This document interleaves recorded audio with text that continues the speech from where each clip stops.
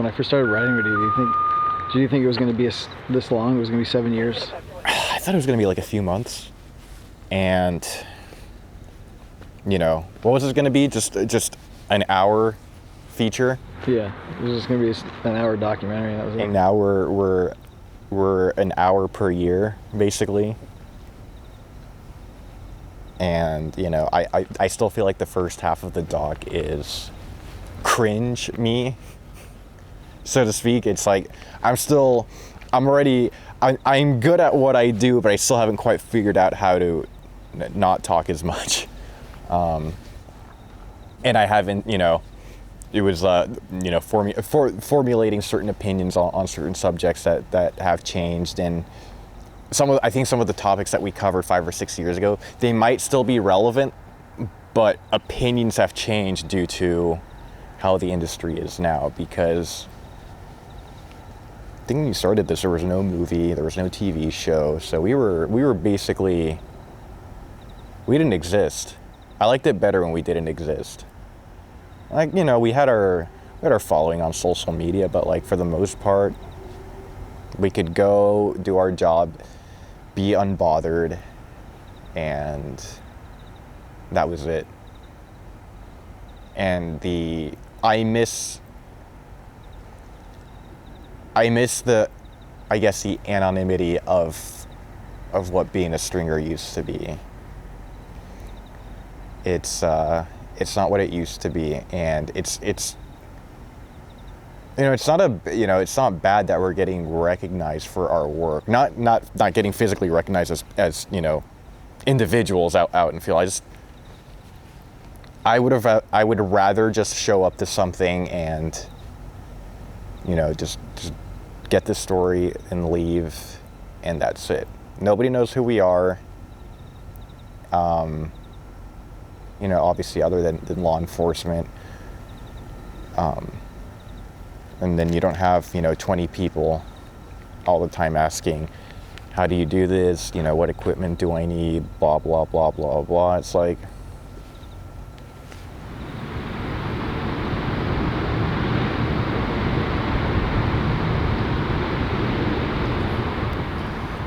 looking back,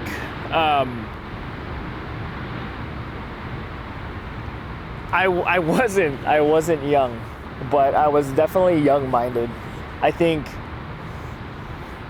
since I started this, I've done a lot of growing up. It's bizarre to have seen people die in front of your lens.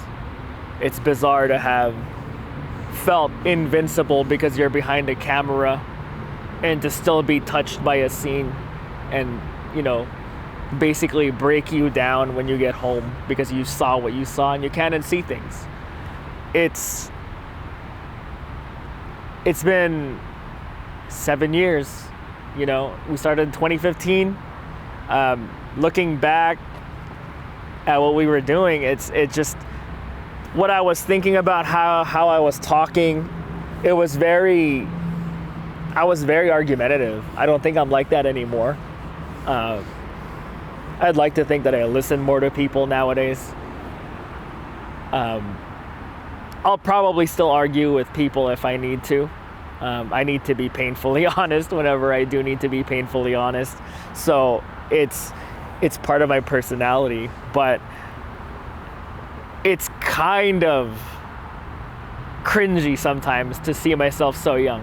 And I think that's always how people are when they look back and they see where they are currently and where they used to be. I still enjoy this job. There's nothing that's gonna really stop me from not enjoying this job. It's definitely been a fun experience, and getting to learn, what's all out there in the world, what's all in the surroundings of not just LA, but Orange County, San Bernardino County, Ventura County, just everywhere around Southern California. I've gotten to explore through this job, and it's an amazing experience, getting to see the world a lot of the times in its worst form. And I think that's some great experience to be had. Not many people can say I've seen crazy things, And for the few of those who have seen something, rather nasty or crazy, they're traumatized. I've seen it multiple times here and there, and it's just something I've grown used to. It's something that I'm accustomed to, and I think this will greatly benefit me in my career as law enforcement. And so to conclude, basically, yeah, this job gives me the satisfaction every day. I'm still out there exploring, learning new things every day, whether it's how a crash happened or a crime spree, or just telling the story of what happened out there.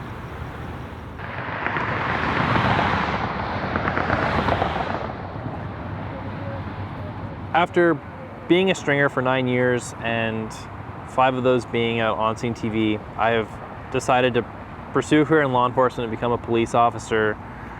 And I'm super excited about where I'm going. I've had a great career. I've loved my jobs with, being a stringer and all the experiences. And I think it'll make me a better police officer in the future. Being a police officer is something that I've always wanted to do. It's something that I feel like I'm meant to do. I think it's the next step for in my life.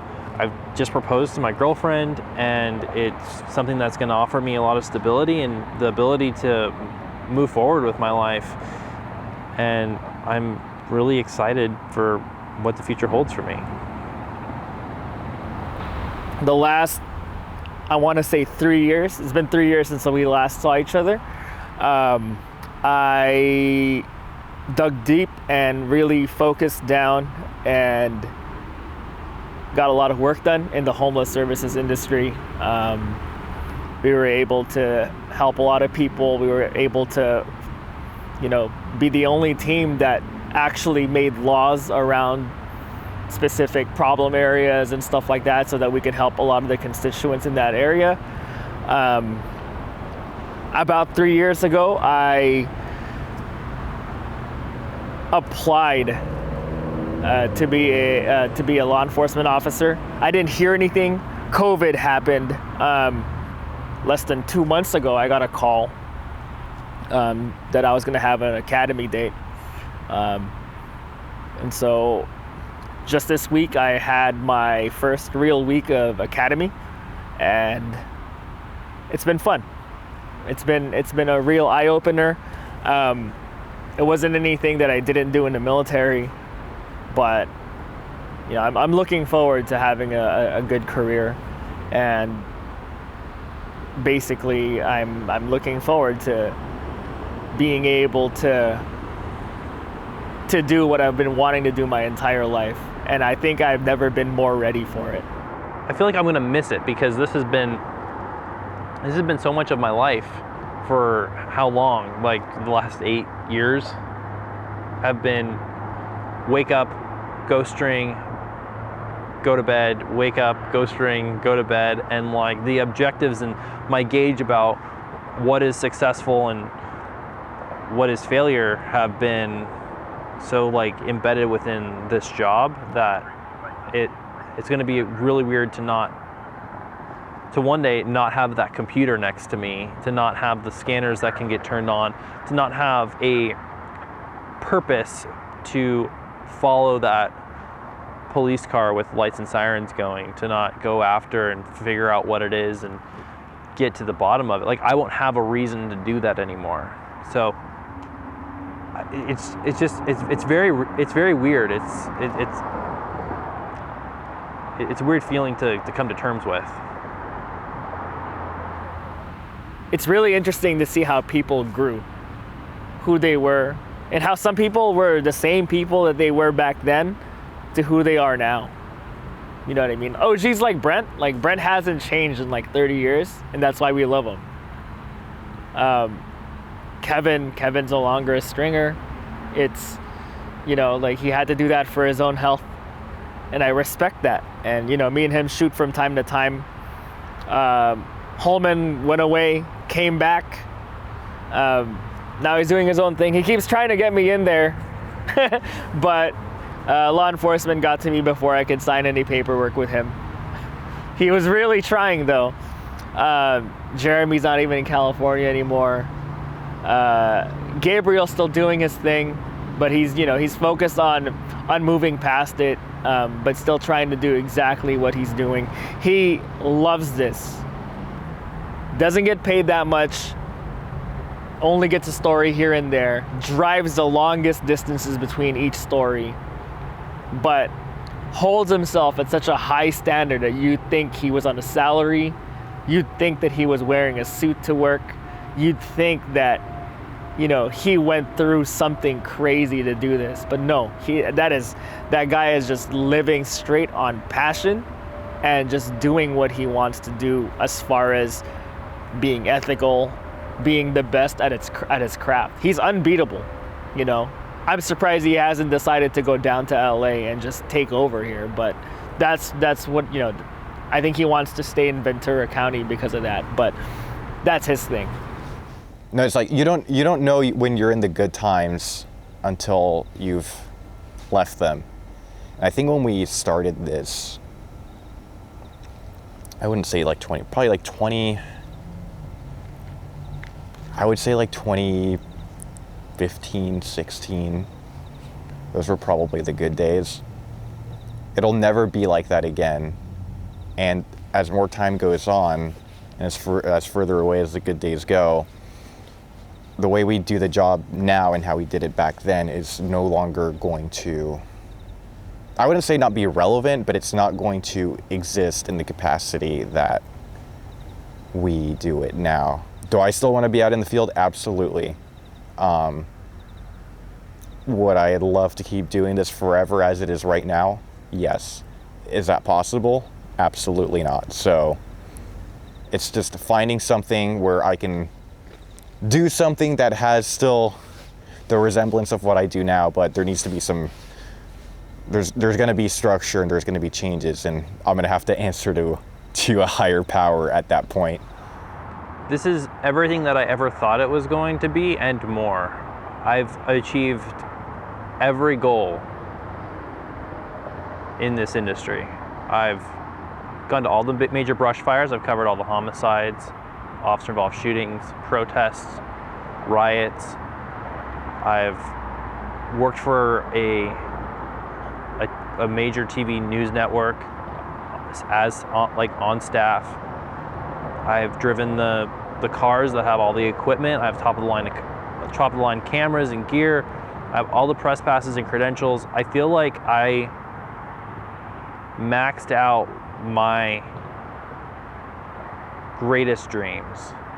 I worked really hard to get to where I am, and I'm really proud of where I am. It took me a long time to learn and how to be a stringer, but yeah, I'm super content with where I'm at. The faces, they come and go. I'd like to think that everybody that I met, as far as stringing goes, are still my friends. Now more than ever.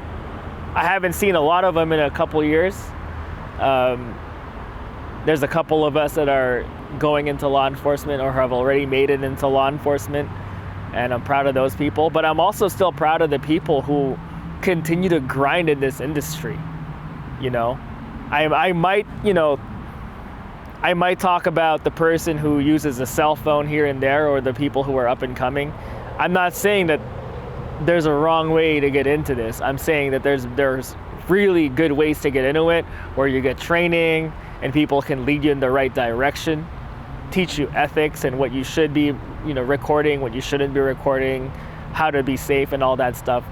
But, I think there's a future here, but I think it just needs to get better for the photographers. So yeah, a lot of people are obviously going to be moving on at some point from this job, and I'm one of those people. And it's up to the younger generation to pick up those shoes and do the job we once did.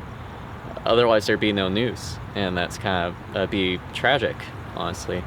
And my advice is, be careful. Just know what you're doing out there, because You know, if you rub off the wrong way to a certain officer or a certain firefighter and you work a certain area, they'll know you. They'll remember you for that mistake you made. And it's not a good thing to have under your belt. On top of that, not only could that mistake cost you a story or your reputation, but it might hurt those around you, whether it's competition or coworkers. So be careful, be mature, and be respectful. The best thing out there is to show your respect, whether it's waving to them or saying hi or just letting them do their job. And if they ask you to move back, move back. Because the last thing you need is angry firefighters telling you to pound stand because you don't make them happy and you disrespect them all the time. At the same time, safety is another essential thing that is to be had in this job.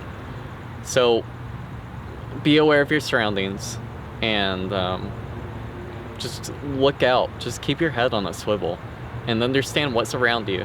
If you're at a fire and there's fires licking up on the power lines, then there's a very good chance that those power lines might come crashing down.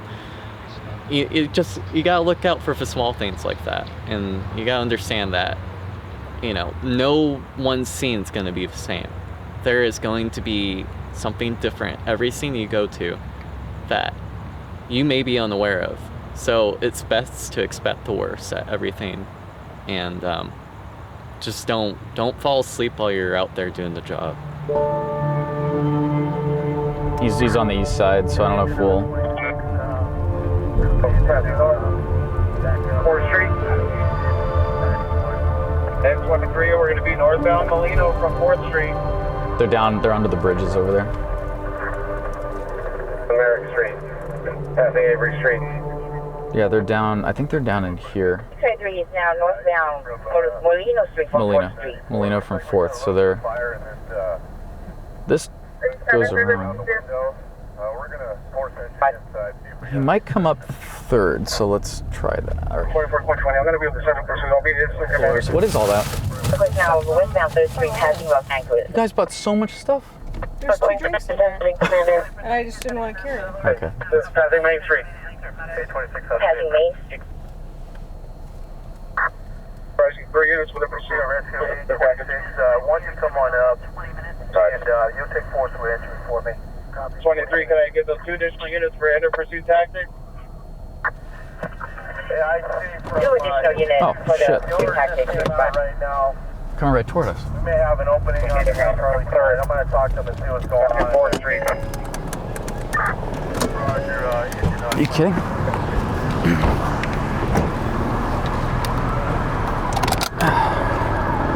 Son of a bitch.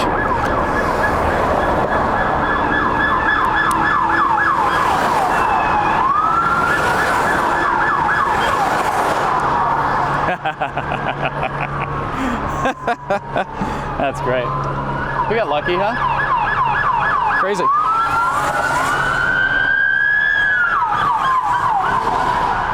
Cool. Sweet. My settings are off a little. Let me get that set, but we're looking good.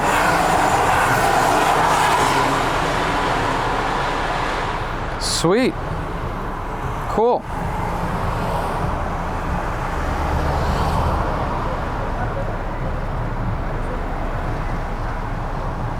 Okay. Sweet. Ah, my handle was loose. That's annoying. All right.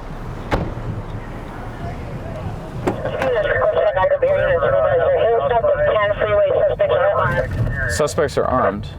Where's that? He made it all the way to Hill? The vehicle rolled over. Oh. Contact Hill, south of the 10 freeway. 9-4, just stand by. Yeah, he rolled over. Yeah, they're rolled over on Hill, south of the 10. Come down. You know what? Suspect still in the van. Of course he's still in the van. Starting to call him out. Call him out. They rolled over without seatbelts, dude. How are you gonna call him out? Copy that. X23 is there. Code Robert, unit available. They're asking for a rifle. Let me know who we're gonna do. He made it all the way to the 10. Holy crap. Yeah, okay. 455 is going to be going code 6 on the pursuit traffic collision under the 10 freeway at Hill. Look at all the units coming behind us. We can probably just hold on to engine 94 and the first flight force 29. Okay, copy that. Engine 94. We're requesting on Unit 2, respond to northbound traffic on Hill and Washington.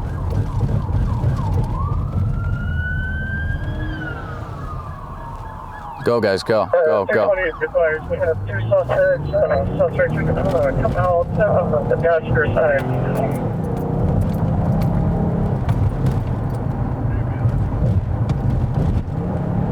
Now trying to coming out from the passenger side. 455 is going to be going code 6 on the pursuit rollover under the 10 freeway at Hill. 455 is going to be going code 6. Yeah, light force 94. We're going to cut you to the state. Until you're going to be out with Alex, right? Roger. Oh, they really rolled over, huh?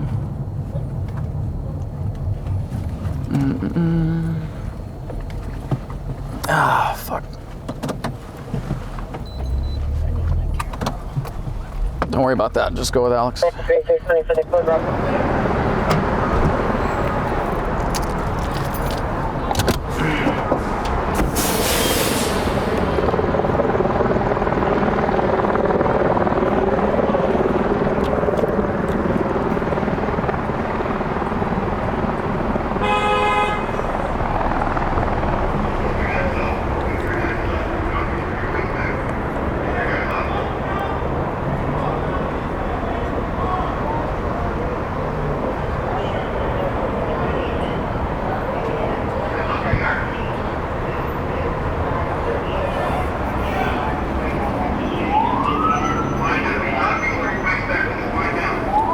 Back up. With me. Go.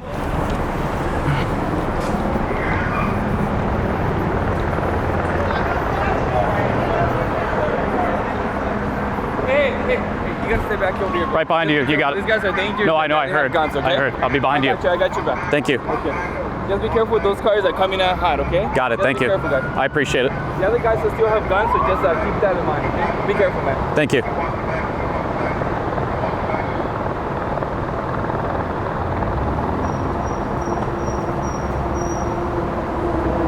Hey, bro, can you just do me this, sir? Just stop traffic on that one. Thank you. Just watch behind you.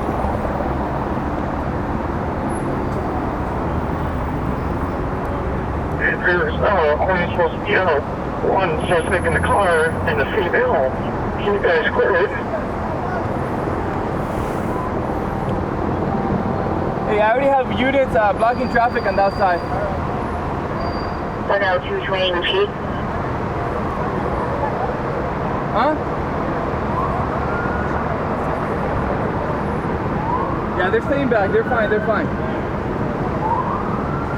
Hey, bro, just be careful. These guys have guns. So just I want you guys to just be careful.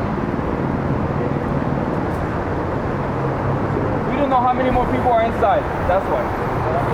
We have more people inside with guns. So just be careful, okay?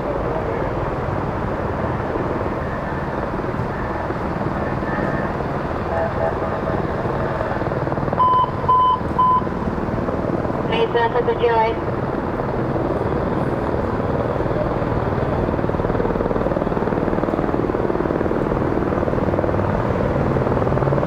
We're going to be on position 10.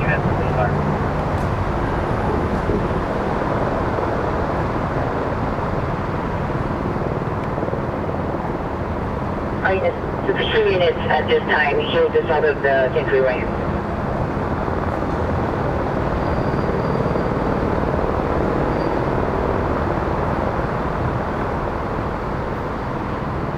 Association just occurred 8th and Maple, 0 had 2 bullets gunshots.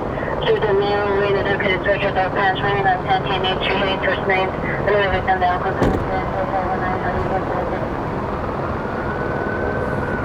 Hey, brother. Thanks for being awesome. Thank you. No worries, dog. Thank you. That was like, I can't believe they made it down that fast. We just saw them at 7th and Hill, and they're just, we just got the the flyer too. These guys are wanted for attack suspects. No shit. Yeah, so that was good. No, great police work. Are you out of Central or are you? Central, Nice, yeah. awesome, good shit. Now the real heroes are here. It's they cleared the car, right? We're good. Yeah, you guys. Okay, thank you.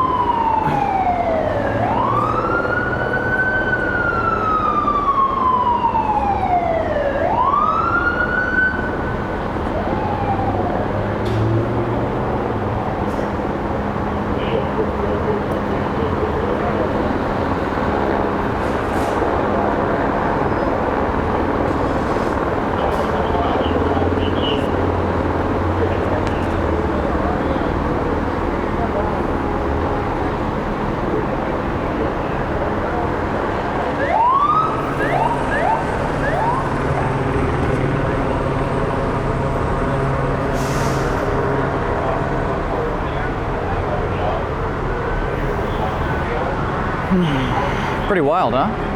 So, literally, they passed us doing, how fast do you think they went by, Alex? Like 50, 60, 70? Yeah, so I'm not, when you see that, I'm not surprised at all.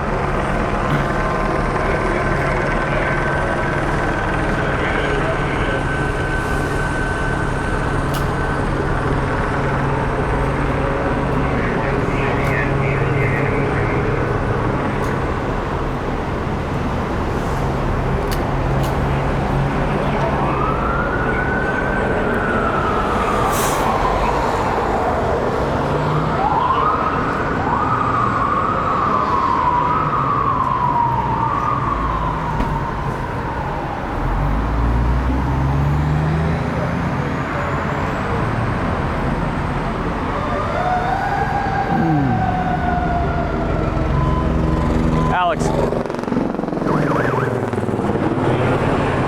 what was I telling you the other day, remember?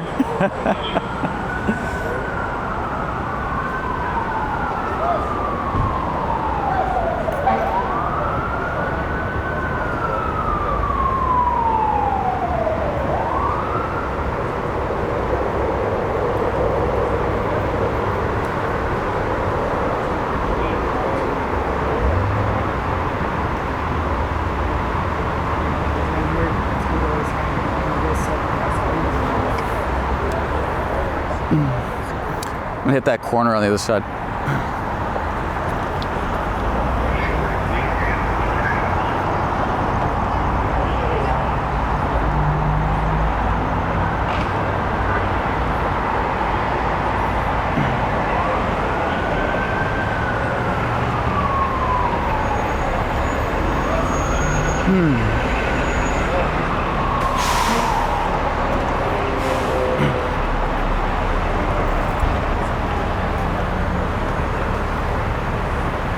Can't really see. What's all the, who are these people? Huh, weird.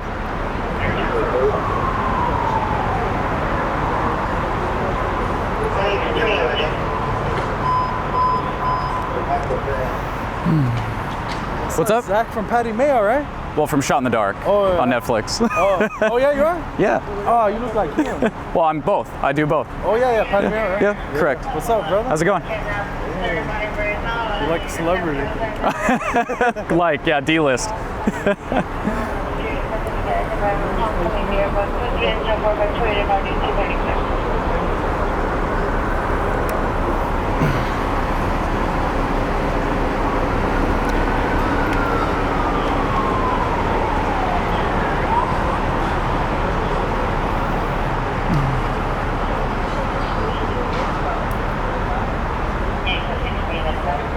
Well, more for code 20, obviously.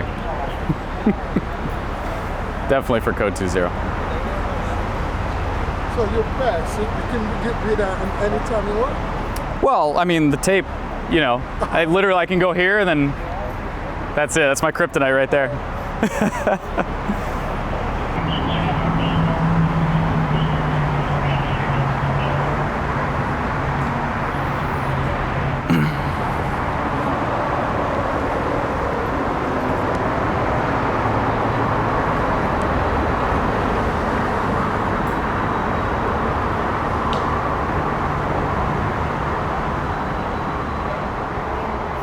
All right, Cool. We got what we need. We're all set.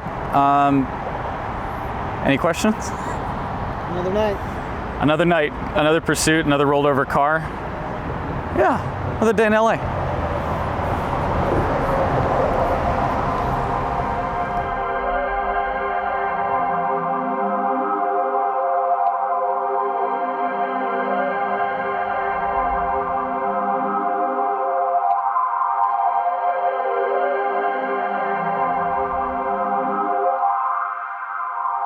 Okay, I need my teleprompter then. Tell me when. So everyone, I have really bad news. Code 2.0 Season 2 is not happening. With that being said, we're doing a weekly show. We're taking all the footage that we got and we're actually doing a show every single week right here on YouTube. I am beyond excited.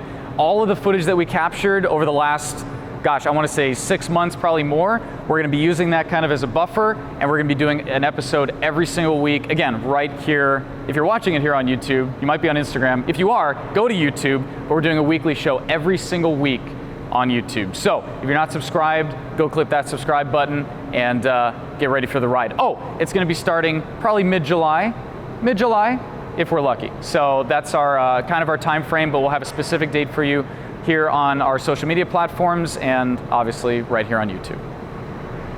So Code 2.0 is kind of morphed into, we've got this 7 years of experience and the documentary, which is phenomenal and just massive, right? You have this massive thing that's been accomplished. But obviously people still want to see what we're up to, what we're doing. They want to come along for the adventure, which is like the whole point of this. So we're morphing Code 2.0 and adapting it to more of like a weekly series, which should be easier to produce, I'm hoping. But we'll have hopefully weekly episodes on YouTube for as long as we can do it. And yeah, I'm really excited for that. But again, that wouldn't exist if 7 years ago we didn't start this journey. So it's a long time coming, if you think about it. Totally worth it though, I swear. Totally worth it. It's true. It's really cool. 605 southbound, 90 miles per hour. All right, and 311, I'm going to take it down the 605 until you, TC'd into the guardrail in the connector here. On this trans to the southbound 605. Fuck! Eastbound 210 to southbound 605 again, vehicle to eastbound 210 to southbound 605. 455 is going to be code 6 with the TC, blocking the number 4 lane in the 210. Correction, eastbound 210, 455's 455's code 6.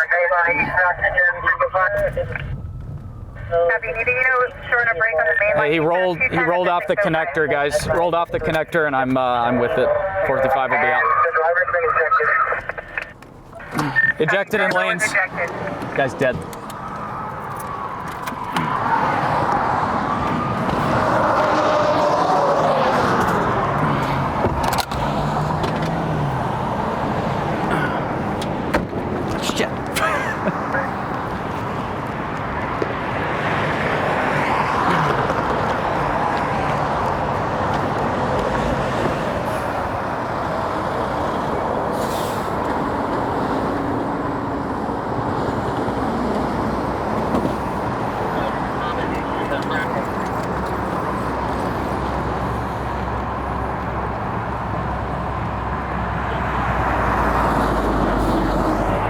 Tay, I need my sticks, because we're going to be here till fire gets here, so grab my sticks if you could. Thank you. Oh, Tay, vest, get your vest.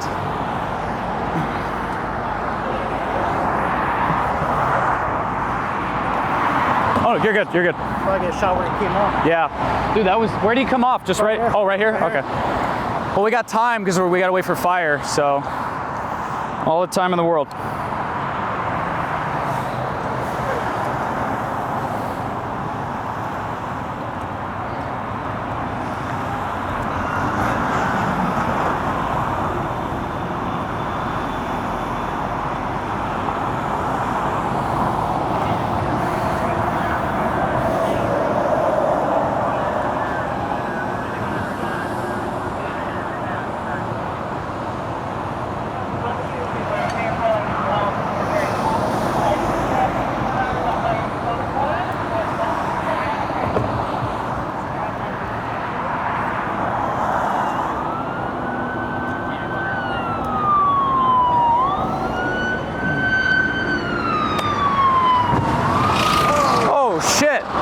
He just blew a tire.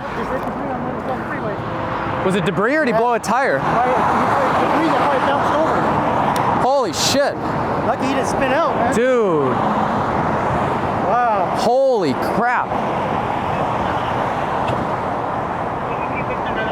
Holy shit. Dude, that was nuts. Holy crap. Watch out, tires. Yep, watch out.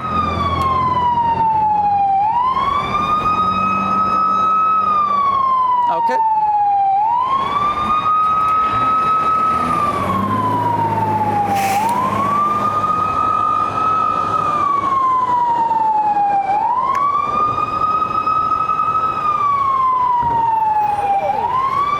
What was that? What the hell? All right. Oh. Heads up, eyes on traffic. Keep your eyes on traffic, guys.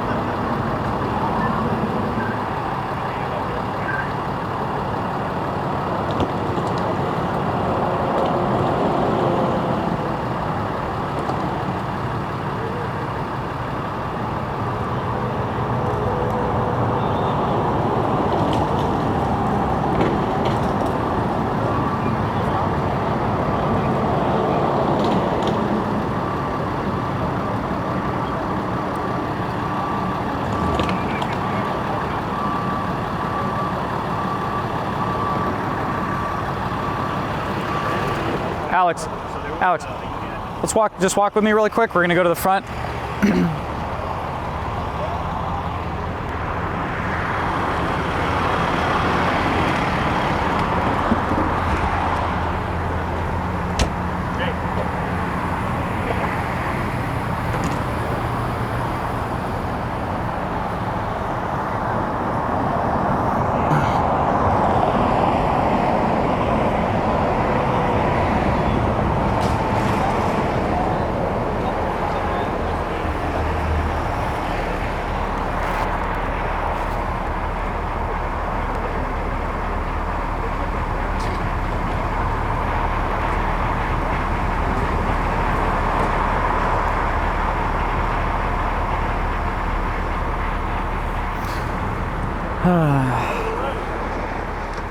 All right, I'm gonna get one shot just around it, and I think we're good.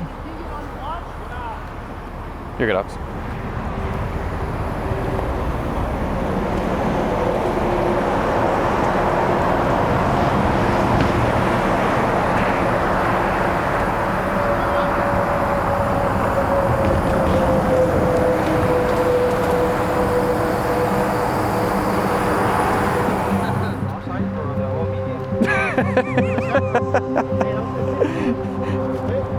We heard it was he said it was a great pit maneuver, and that's how we're writing the story, so.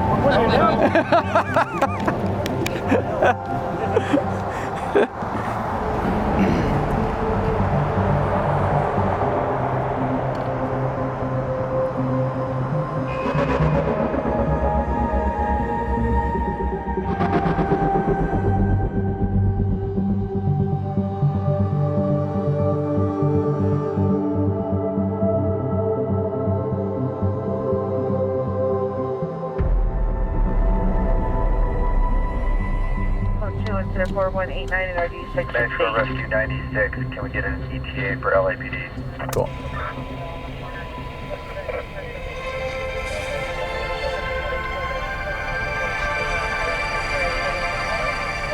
So how I got into this? I fell into it. I completely fell into it. It's not the kind of thing you wake up and you're in school and you're like, I want to be a freelance photojournalist. I want to be a stringer. That doesn't happen. I don't think people even know this exists, and they're kind of not supposed to know. I mean, you watch the news and you don't think anything different when you see our footage. You don't even notice. And if you did notice, we'd be doing a bad job. So there's something to be said for that too. It's not the kind of thing you just do. There's a lot of people that want to do this job. There's a lot of people that think they can, and I give everyone a fair shake. Anyone that comes to us and says, hey, I'd like to apply with you guys and work with you guys, and, see if I can do this because it's interesting. I sit down, I'll interview them, I'll see if they can do it. Usually within the first 15 minutes of meeting someone, I can tell if they are able to do this or not. That's still true. It's probably 5 minutes now. 95% of the time that answer is no. You just this is it. Like, this is man, it for me. No. This is it for me and you. Like, really, with the doc. Like, this is it. Yeah. These are the last questions. We were here 7 years ago. 7 years ago on the exact same spot. You just watch yourself 7 years ago. Man. Who are you now? That's such a profoundly difficult question to answer. I would say, like, so much has changed and so much hasn't, right? Like, I'm still very hyper-focused on where everything's going and where I need to go and what we're doing with my now new company. But as far as the journey that, like, you think about how many miles are between in those years, right? Like, just the miles driven alone is astronomical. The number of stories covered, I mean, it's probably over 1,000 stories between when we started this and now. And I mean, again, there's so much that has changed, and then so much that is, like, the job is still the same, the goal is still the same, but how we go about doing it and what I've experienced personally over the last 7 years has been nothing short of incredible. Super, super low lows and super, super high highs. That would be the best thing. But yeah, how have I changed? I mean, geez, 7 years experience. That's a lot out here. Is that a different person? If you can talk to that person, I guess the OG question is, right, what would you tell that person 7 years ago? I would tell myself, keep doing what you're doing. And I wouldn't give too much away, because if I didn't go through this experience, if I didn't have, like, I wouldn't tell myself anything to avoid anything, right? I wouldn't say, hey, do this differently or do X, Y, and Z, because if I had the hindsight that I have now, then I wouldn't have the experience. So it would be a disservice to myself. But I don't know. I see someone who's trying to get to this point, and I just didn't think it would take the path that it did. It's very, very, very unique path, I would say. But no, I think I'm pretty similar. Still have the spark. When we first started filming in 2015,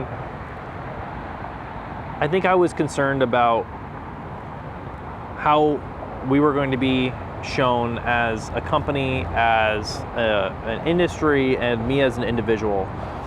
I think that a lot of those concerns came from seeing how our industry was shown in the Nightcrawler movie and in the TV show. It was not a very accurate depiction, and I think that it attracted a lot of people that didn't know what they were getting themselves into.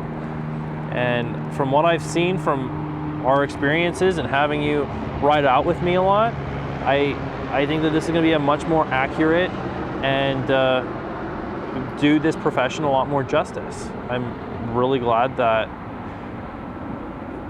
viewers are going to see what this job actually is and who we actually are as individuals.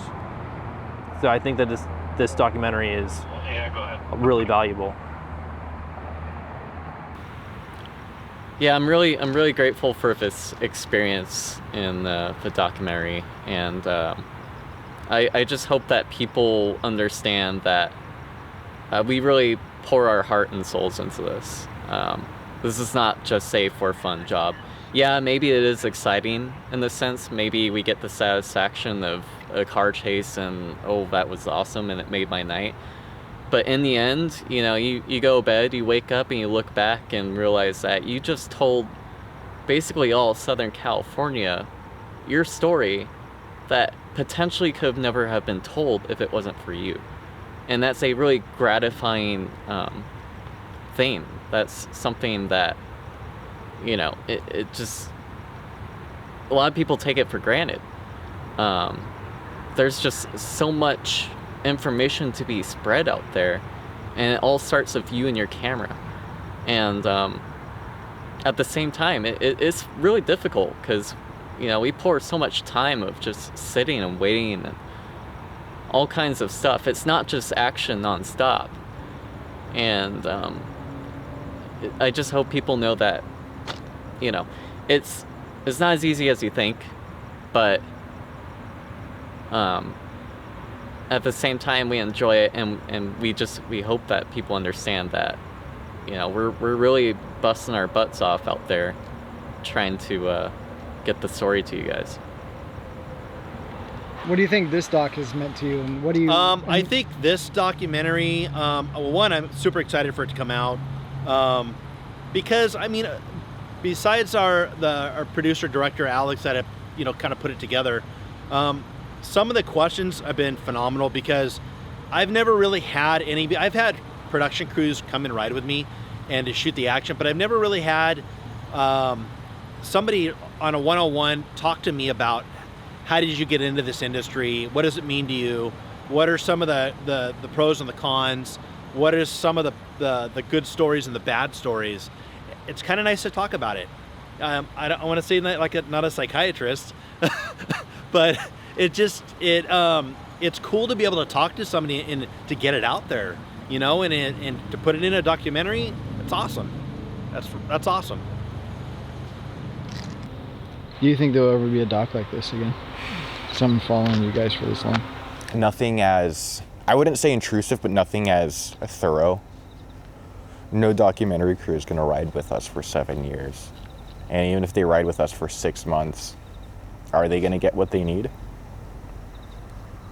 I mean, you have people that come out and ride with us for 2 nights expecting to get the world, but they have nothing. Today, I don't do a lot of what I do just for me. I do it for my family.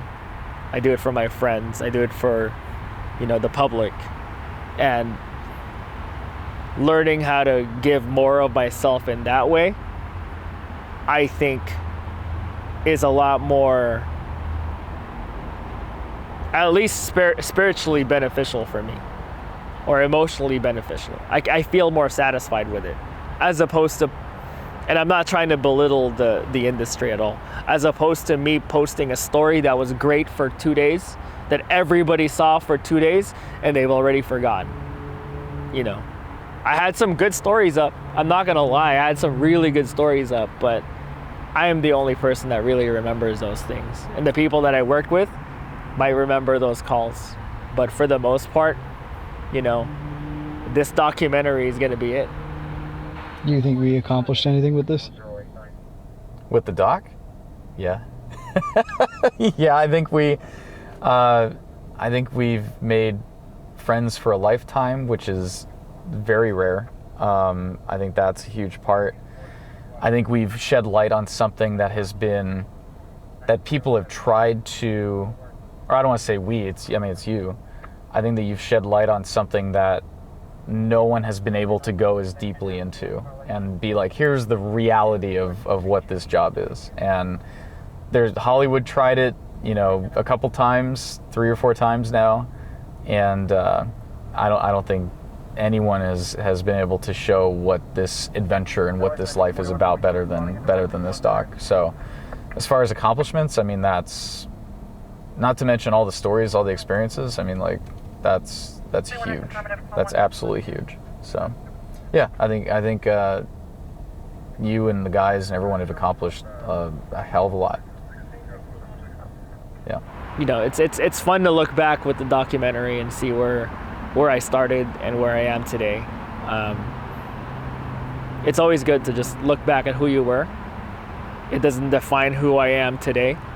So, but yeah, you know, thank you for wanting to do this. It's, you know, you might be the only person that cared even before there was a TV show, before there was a movie. You know, it's you kind of, you do it right. You do it right. You don't over glamorize it. You don't make it look like we do crazy things. Although we do crazy things. This is a crazy industry. You have to be a little crazy to get into it.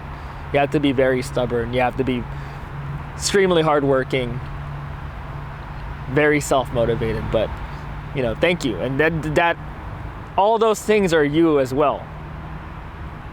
You know, it's you to be able to follow us day in and day out, to be able to just hang out and just watch what we do. Like, you have to be just as stubborn. You have to be just as hardworking. You have to be just as ethical. All these things, you know. It's fun to be around it, but this isn't like, I know you have like work and other things that you're also dealing with. You have your own family.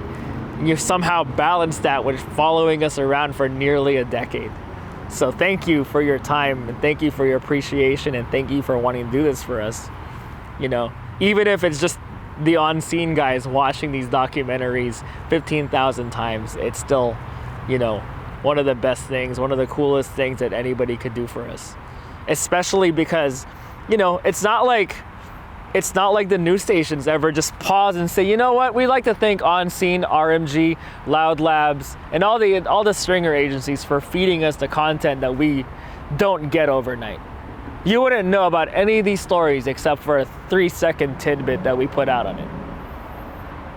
But thank you for the stringers. So I think if there is any sort of thank you for the stringers, I think it would be this documentary.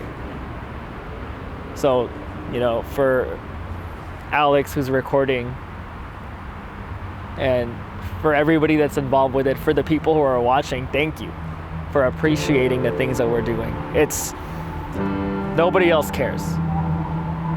You know, like nobody, but you do. So thank you.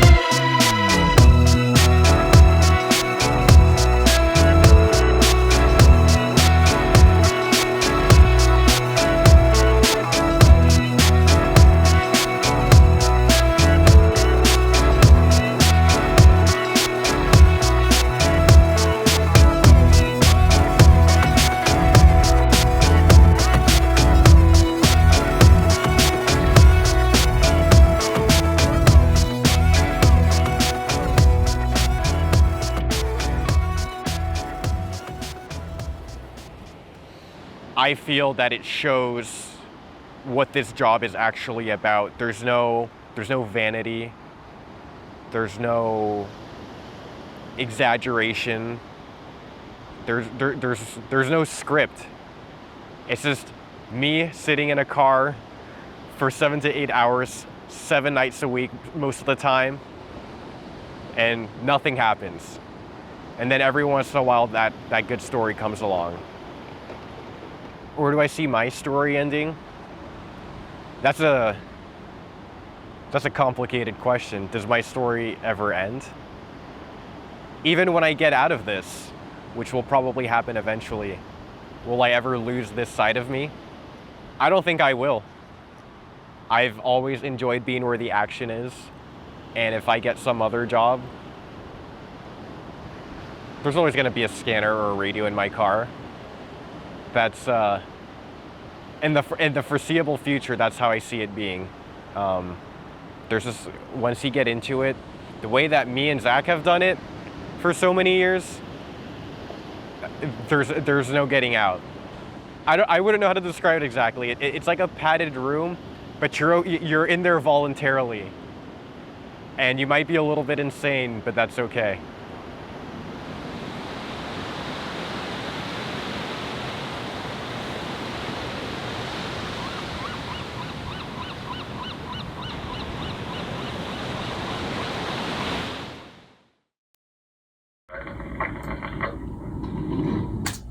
Alrighty, City Fire's made really good headway on this incident. They've surrounded the entire building. They're currently in defensive operations. Gabe did an amazing job. We're going to be sending in a part 2 right now. We're going to get that up on the site. We're going to be out here on to the next one.